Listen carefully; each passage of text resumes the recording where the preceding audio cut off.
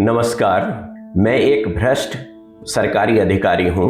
दोस्तों, आज़ादी के बाद देश ने बहुत तरक्की की है, किंतु भारत अभी तक एक विकसित राष्ट्र न होकर विकासशील राष्ट्र ही है। तो इसके लिए मुझ जैसे भ्रष्ट अधिकारी भी काफ़ी हद तक जिम्मेदार हैं। ऑफिस में मेरे बगल में जो कमरा है उसके अंदर बैठता है एक बेचारा ईमानदार कर्मचारी। 25 साल की नौकरी करने के बाद बहुत मुश्किल से वो एक छोटा सा मकान ले पाया। इतनी छोटी मोटी प्रॉपर्टी को तो मुझे प्रॉपर्टी मानने में भी शर्म आती है। नजर उठाकर चल सकने के सिवाय उसके पास है ही क्या।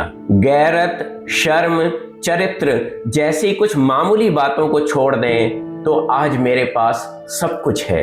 लेकिन दोस्तों, मेरे जैसे भ्रष्ट कर्मचारी के अस्तित्व के लिए जितना अधिक मैं जिम्मेदार हूं, उतने ही आप भी हैं। मेरा बड़ा बंगला, बड़ी गाड़ी, विदेश यात्राएं, फार्म हाउस इत्यादि को देखकर आपको पता ही था कि मैं भ्रष्टाचार में कितना लिप्त हूं, किंतु तब भी आप कल ही मेरे दरवाजे पर मुझसे अनुरोध करने के लिए आए थे कि मैं आपके मोहल्ले में, स्कूल में, पार्क में मुख्य अतिथि के रूप में आऊं और तिरंगा फहराऊं। मैं भ्रष्ट हूं, किंतु आप मूर्ख हैं और हम दोनों देश की उन्नति में बराबर बाधक हैं। एक वेश्या अपना तन बेचकर अपना घर चलाती है और आप उसको इतने तिरस्कार भाव से देखते हैं। वह अगर आपके आसपास भी दिख जाए तो आप शर्मसार हो जाते हैं। और एक मैं हूं जो भारत के करोड़ों गरीबों, असहायों, बेबसों के सपनों को, उनकी आकांक्षाओं को तार तार कर देता है।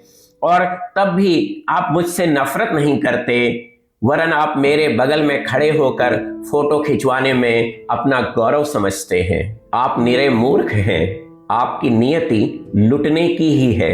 दोस्तों, मैं अलग अलग विभागों में रह चुका हूं। मैं स्वास्थ्य विभाग में था तो मैंने नवजात बच्चों के क्रिटिकल केयर यूनिट में मिलने वाली ऑक्सीजन और दवाइयों में घोटाला करके अपने बच्चों को विदेशों के बड़े बड़े कॉलेजों में दाखिला दिलवाया। जब मैं सिंचाई विभाग में था तो छोटी मोटी बाढ़ में जो फंड आते थे उसमें मैं अपना हिस्सा लेकर गोवा और अंडमान जैसी छोटी मोटी जगहों के 5 स्टार होटलों में अपने परिवार के संग घूमने चला जाता था। बड़ी बाढ़ के समय जब जान माल का बहुत अधिक नुकसान होता था, उस समय मिलने वाले ढेर सारे फंड के पुण्य प्रताप से हम सब परिवार यूरोप भ्रमण के लिए चले जाया करते थे। दोस्तों, सड़कों में आपको जो गड्ढे दिखते हैं, जिनके कारण अक्सर आपका एक्सीडेंट हो जाने के कारण आप अस्पताल में देखे जाते हैं, उन्हीं गड्ढों की बदौलत कुछ ही महीने पहले मैंने एक बड़ा सा फार्म हाउस खरीदा है। मान लीजिए, अगर थोड़ी देर के लिए अगर मेरे अंदर शर्म आनी शुरू हो जाए और तब अगर मैं इन सड़कों को बनाने में भ्रष्टाचार ना करूं तो आप तो सकुशल घर पहुंच जाएंगे। परंतु मेरे इस फार्म हाउस में जो ऑल वेदर स्विमिंग पूल बन रहा है उसका काम तो रुक जाएगा ना। दोस्तों, आपको मेरा बड़ा घर, बड़ी गाड़ी और सभी ऐशो आराम की चीजें तो दिखती हैं, किंतु आपको मेरा त्याग, मेरा बलिदान कभी दिखाई नहीं देता। मेरे ऑफिस में जब कोई जन साधारण अपना काम करवाने के लिए आता है तो मैं उससे उसका काम करवाने के बदले जो रिश्वत मांगने के लिए अपने हाथ फैलाता हूं, इस हाथ को फैलाने में हजारों भिखारियों वाला साहस चाहिए होता है। लेकिन मेरी ये बात आप समझ नहीं पाएंगे। दोस्तों, भ्रष्टाचार करते करते मेरा आत्मविश्वास इतना बढ़ चुका है कि मैं ऊपर वाले को तक बेवकूफ बनाने की कोशिश करने लगा हूं। जन साधारण को लूट कर कमाई गई इस अकूत संपत्ति का एक अंश मैं भंडारे तथा धार्मिक कार्यों में खर्च करके ऊपर वाले को तक रिश्वत देने की कोशिश करने लगा हूं।